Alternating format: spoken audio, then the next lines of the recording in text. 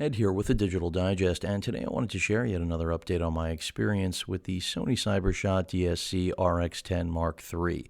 Now you can see I've got that on the right-hand side of the frame, priced at $1,500 US. This is the most expensive bridge camera to date, really offering the most features of any bridge camera ever manufactured. You've got a Carl Zeiss 24 to 600 millimeter piece of glass, f2.4 to 4 in terms of aperture.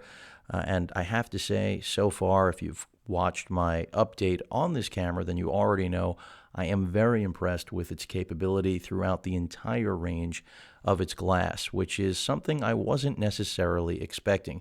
4K video is on board, also 120 frames per second, 1080p, also another option with this bridge camera.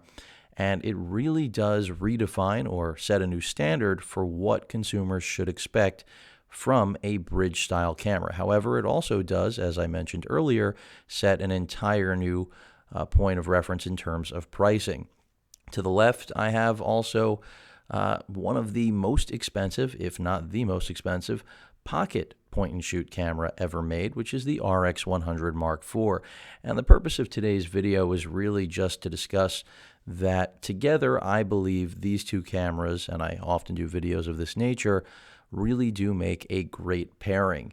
If you want to travel, do so lightly and have the best of both worlds in terms of having something that is pocketable with as little compromise as possible. That's exactly what the RX100 Mark IV delivers. Granted, its 4K video features are not its strong suit, limited to 5-minute video clips.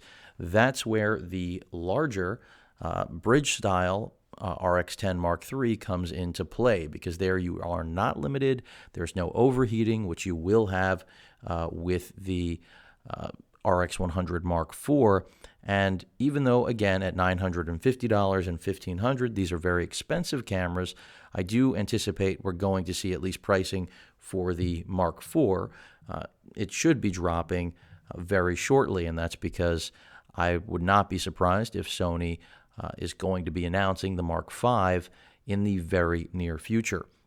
Both have the same 1-inch sensor, stack design, which, by the way, this is an optional accessory grip. This does not come with the camera for those of you seeing the RX100 Mark IV for the first time. And I have been using this since launch and have reviewed it since launch, and it is still really the best pocketable camera on the market. Built-in EVF right here on the upper left-hand side, center-mounted flash, articulating display, really everything you could want from something that could fit in your pocket.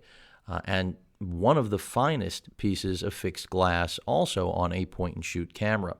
And that's because it's incredibly fast. Now, a lot of people felt with the RX10 Mark III, Sony made a mistake by redesigning the lens and moving away from fast glass like they had in both the first and second version of the RX10, where you had a fixed aperture across the entire 18 to 200 millimeter range. And as I mentioned, they abandoned that in favor of giving you far more range with the 24 to 600. But I still feel that f2.4 to f4 is still very competent. In my opinion, I don't see that as an incredible drawback. No neutral density filter here. Neither camera has a touch screen, but both have Wi-Fi, NFC, access to Sony's Play Memory application store, and really do offer as robust a feature set as any point-and-shoot cameras could possibly grant. And they should, because again, you're looking at nearly $2,500 worth of gear here in two point-and-shoot cameras that, again, are based around 1-inch sensors. We're not talking about APS-C, micro four thirds, forget about full frame. So if you're after an interchangeable lens system, of course, these are not going to be your first option, although when it comes to pocketability, there's really nothing quite like the RX100 Mark IV, even though more products are coming out, like the Panasonic ZS100, which I own and enjoy using because of that 250 millimeter piece of glass that Panasonic attached to it, but it still doesn't live up to the Sony's performance in that same limited focal range that the RX100 has.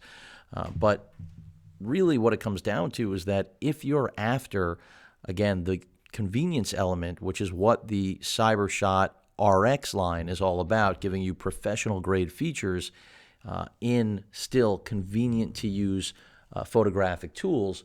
That's exactly what you're getting with these two cameras, and they really can't be beat. If I try to compare them to just about anything on the market, whether it's from Panasonic or Nikon's offerings that are coming out later this year, around June, everybody is behind Sony. I mean, the RX100 has been on the market for almost a year already, and the Mark III here on the right just launched, and I have not heard anything about Panasonic revamping the FZ1000. Had there been a rumor, or if it was anticipated, it would be another story. Now, keep in mind, the FZ1000 is half the price of this camera, but it's also several years old and does not come close to build quality, optical quality now with this revamped lens, in my opinion, and overall reach. The only thing it really has that I would have liked to have seen on the RX10 Mark III is a fully articulating screen that actually comes out and around and gives you the ability to frame yourself, something you cannot do with the brand new Mark III here. But again, this video is really about, if you want to travel light, budget is not a concern. And then again, that's not even really the right way to put it. It's not a matter of if budget isn't a concern. It's more a matter of how you want to spend your money. If you don't want, because let's face it, you could buy something like an A6300 right now, clearly the best mirrorless interchangeable lens camera for the money, in my opinion. I've already done a video about that and explaining in depth as to why. You're going to find yourself in a hole in terms of buying lenses, which that is not going to happen with these two cameras. What you see before you hear, this is it. You're not going to be making any more investment in either of these beyond buying additional batteries and the proper necessary SDXC memory cards.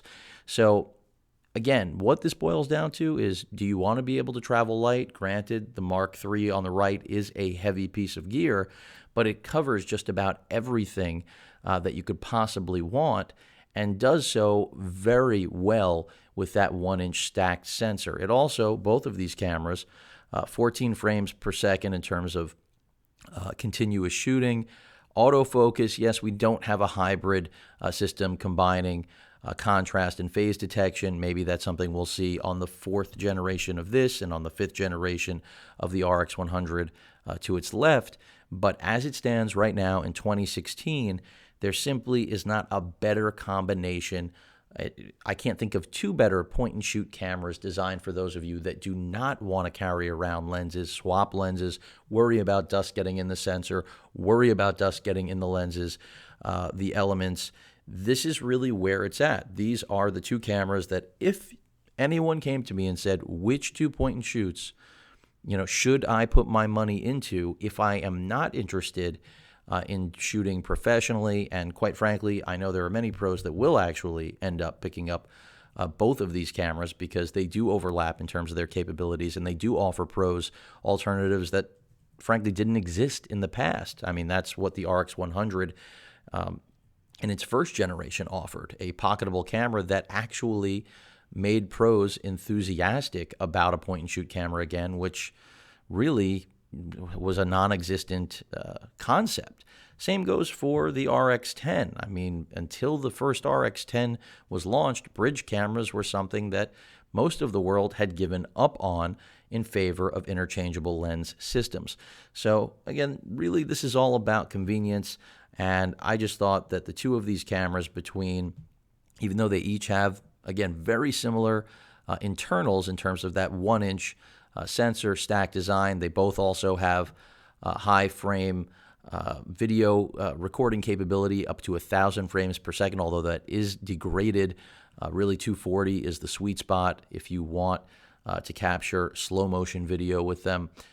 The reality is that you simply cannot do better in a point and shoot capacity than the two cameras you're looking at here.